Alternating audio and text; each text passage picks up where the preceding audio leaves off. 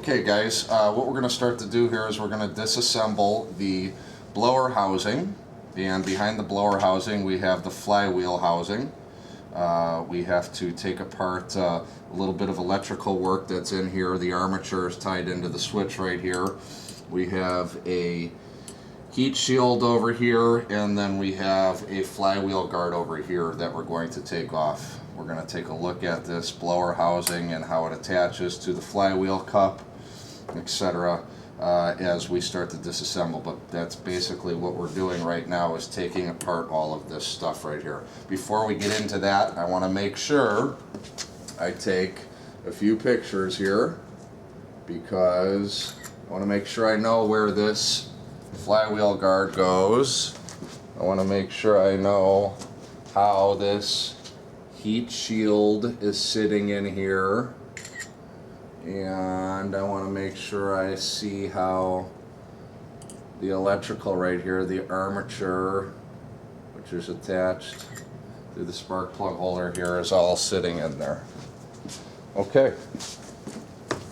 Even take a look at the bottom, make sure there isn't anything special on there that we missed.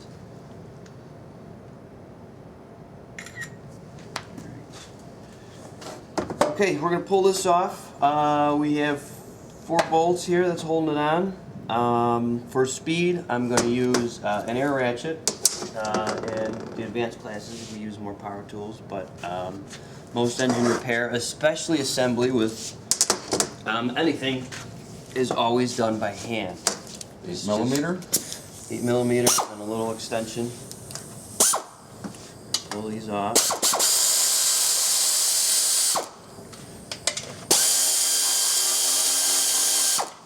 And this says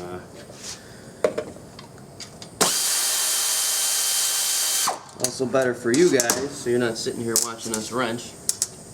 That bottom bolt that I just took off is going to share the same bolt hole, and that fastener is going to also hold on our heat shield. So our heat shield could be removed at this point too.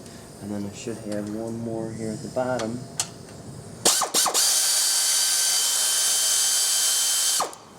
Pull that off. Okay. Now, pull off our blower housing / starter housing, and in here is our switch. Our wires simply snap off here. They have a little holder here and a little clip here just to help hold our wires out of the way as our flywheel is spinning. But here is our kill switch, okay, on our other side. We need to disconnect this, however, we are going to have to mark it. So, if I look closely at the switch, I'm going to take one end off, there should be some sort of mark on the switch, and next to my switch here, there's a little number 5. So I'm going to take this one, I'm going to put a piece of tape around it, and we're just going to put a 5 on there, and we know that's our terminal that we need to go to. Okay? So that's your number 5 terminal there. I can pull off the other end, and what's nice is there's only one other place where that one could go, so really isn't a need to mark that. Basically what our switch is doing, it's just providing electricity through here, so our armature could throw that spark. When these are disconnected, it won't spark. Connected, it will spark. If you're curious on how to hotwire this, put these 2 together and it'll run. If these 2 aren't together, it won't. That's all that switch is doing. On the back side here, you can see as I pull it, these little fingers come out. And as they come out, they're going to grab this flywheel cup on the inside. The fingers are going to come out, and that's what's going to give us our original spin of our engine to start that 4-cycle process. Okay. I'm going to go ahead and label the bolts. Our next step is we're going to disassemble the armature and pull our flywheel nut off.